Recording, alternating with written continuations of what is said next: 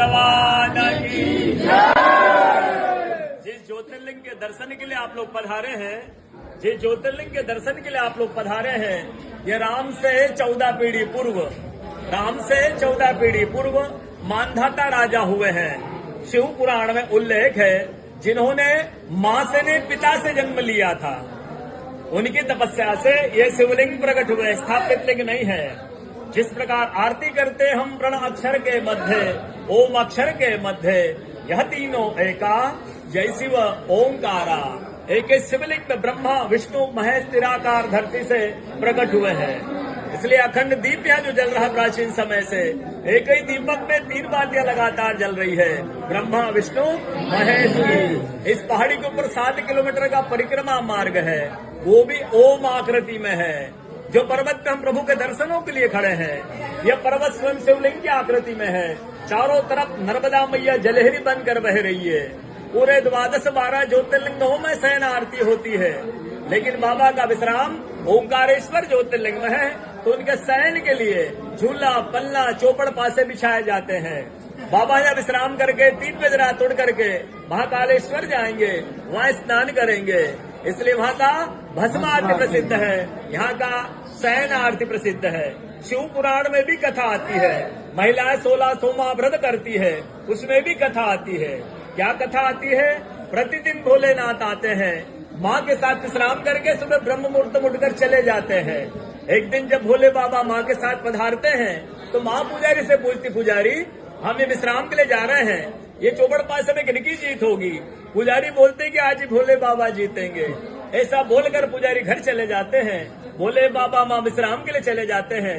सुबह ब्रह्म मुहूर्त में जैसे ही भोले बाबा माँ बाहर निकलते हैं, पुजारी द्वार पर रहते हैं।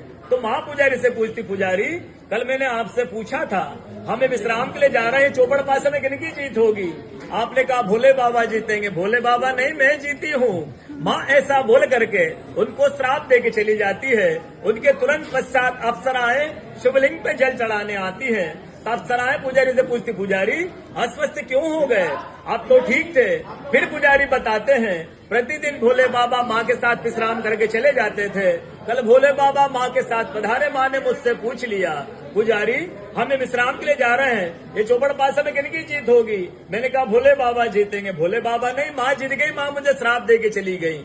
अप्सराएं बोलती, चिंता न करो, हम अंदर जाते हैं, अंदर जाकर शिवलिंग की पूजा करके आते हैं, फिर इसका उपाय बताएंगे। अप्सराएं अंदर जा करके शिवलिंग की पूजा करके बाहर आकर बोलती, पुजारी आप 16 सोमवार व्रत कीजिएगा, व्रत करते ही स्वस्थ हो जाएंगे, व्रत करते ही ठीक हो जाएंगे। ये वो कथा का दर्शन ओंकारेश्वर ज्योतिर्लिंग में प्रतिदिन होता है। बोलो ओंकारेश्वर भगवान की जय। पूरे 12 ज्योतिर्लिंग में ओंकारेश्वर ही ऐसा ज्योतिर्लिंग है, जिसके दर्शन के पश्चात कोई महानदी का दर्शन होता है, जिसके तट को छूकर कोई महानदी बह रही है। आप काशी जाएंगे, गंगा जी दूर है। आप उज्जैन जाएंगे, क्षिप्रा जी दूर है। आप सोमनाथ जाएंगे, समुद्र है। लेकिन ओंकारेश्वर ही ऐसा ज्योतिर्लिंग है, जिसके दर्शन के पश्चात कोई महानदी का दर्शन होता है।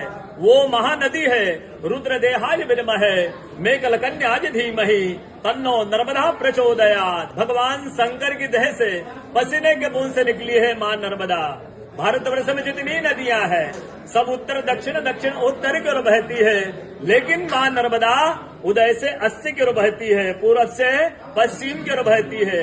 सब नदियों में नर्मदा ही नदी ऐसी नदी है, जिसका जितना कंकर है सब शंकर है। नर्मदा पुराण में ये भी कहा गया है कि नर्मदा जल के स्पर्श होने जो शिवलिंग निकलते हैं, उनको डायरेक्ट पूजा कीजिए, उनको प्रतिष्ठा की आवश्यकता नहीं है।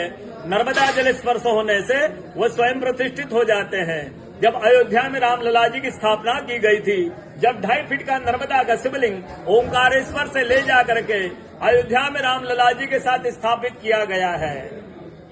पुराणों में कहा गया है, रेवात डे तपम कुरियात मोक्षदायिनी गंगा।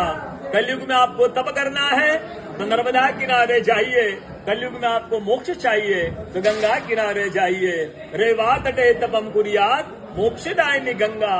कलयुग में एक तपस्वी संत का अनुभव बताता हूँ मैं आपको, जिन्होंने नर्मदा किनारे वर्षों तक नर्मदा का तप किया।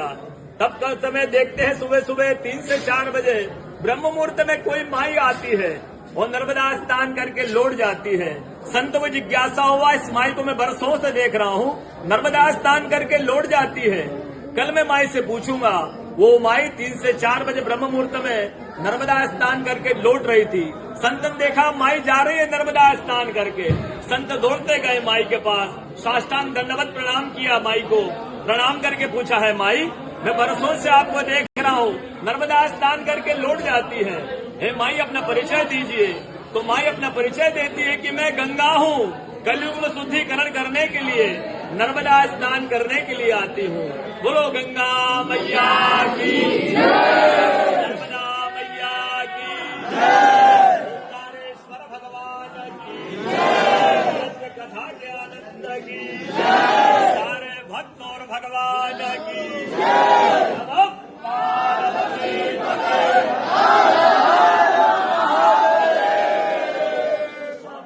आप सब लोगों को प्रथम आशीर्वाद।